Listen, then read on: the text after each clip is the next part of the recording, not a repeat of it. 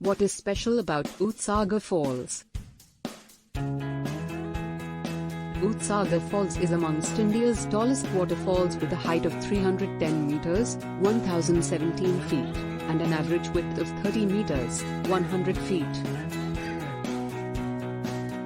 The falls are located in the Bhagwan Mahavir Sanctuary and Mole Lane National Park among the western parts.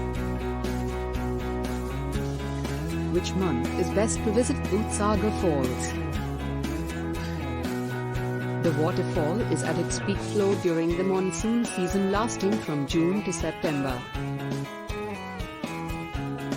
November to December is also one of the best times to visit Dudhsagar Falls. The nearest railway station to reach Dudhsagar Falls is Castle Rock Station. Can I take my car to Dudhsagar? The Dudhsagar waterfalls are not directly accessible by road, which means you cannot drive your car all the way to the Dudhsagar waterfalls. You will have to drive up to Kuling.